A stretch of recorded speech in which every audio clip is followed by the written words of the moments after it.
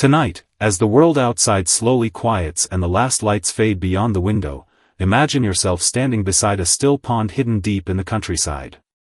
The air is cool. The grass is damp beneath your feet. Somewhere far away, crickets sing softly in the darkness while the faint crackling of a small fire drifts through the night. In this quiet corner of the world, Jean-Henri Fabre spent much of his life observing the smallest forms of life with extraordinary patience. While most people hurried through life searching for greatness in cities, politics, or fame, Fabre found wonder in places others barely noticed.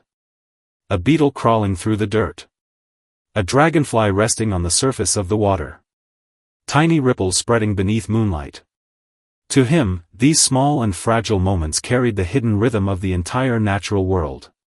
He believed that if a person remained still long enough, nature would eventually begin to speak. Fabre often wandered alone into fields, ponds, and forgotten gardens carrying little more than a notebook and a lantern. He did not enter the wilderness to escape humanity. Instead, he entered it because he felt something there was more honest than the noise of ordinary life. At night, he would kneel beside shallow water covered in algae and reeds, quietly watching the movement beneath the surface. The world around him became slow and almost dreamlike. The wind moved gently through tall grass. Frogs called from distant shadows. Water insects drifted silently through dark reflections of trees and stars. In those moments, time itself seemed to soften. Fabre became fascinated not only by insects themselves, but by the delicate order hidden inside their lives.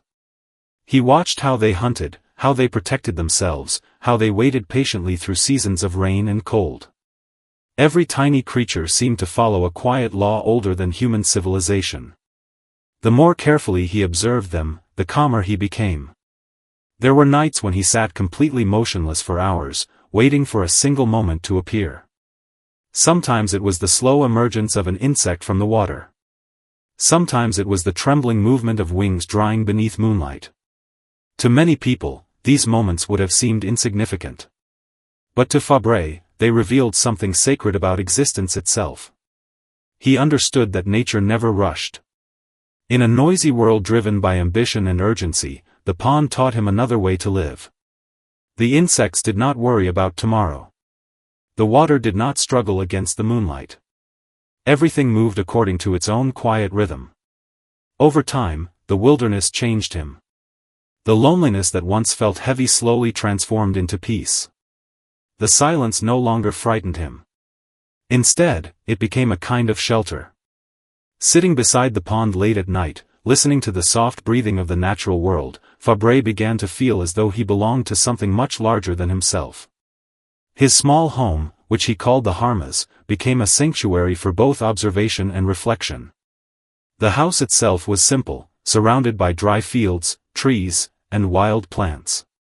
It was not filled with luxury or comfort. Yet within that quiet place, Fabre discovered a richness deeper than material success. Each morning, sunlight spilled softly across his desk while he carefully recorded his observations in long handwritten pages. He described every movement with extraordinary tenderness.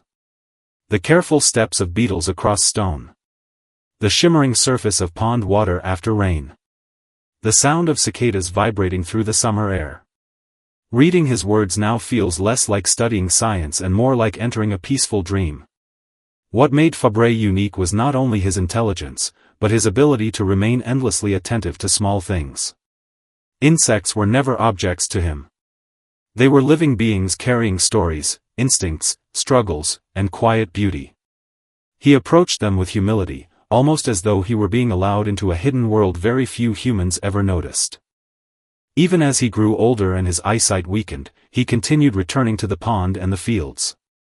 Sometimes he simply sat in silence, listening to the wind moving through reeds or watching shadows drift slowly across the water. He no longer needed answers. The act of observing had become enough. As years passed, Fabre's writings began reaching readers far beyond the countryside where he lived. People were moved not only by what he described, but by the calm spirit behind his words. In an age growing louder and faster, his work reminded people that peace could still be found in patience, simplicity, and quiet attention. He showed the world that beauty does not always arrive in dramatic moments. Sometimes it exists in the smallest details. In the reflection of moonlight across still water. In the fragile movement of an insect beneath a leaf. In the gentle rhythm of life continuing unnoticed in the darkness. Tonight, as the fire slowly burns lower and the night deepens around you, imagine yourself beside that pond with him. The water is calm now. The reeds sway softly in the cool air. Somewhere beneath the surface, tiny living creatures continue their silent journeys through the darkness. There is nothing you need to solve tonight. Nothing you need to chase. The world can wait until morning. For now, allow your thoughts to drift slowly like ripples across quiet water. Let the noise of the day fade gently into the distance. Let your breathing slow with the rhythm of the pond, the insects, the wind, and the stars above. And as Jean-Henri Fabre once did beside those peaceful waters long ago, allow yourself to rest inside the simple stillness of the natural world. The night is deep now. The fire is almost gone.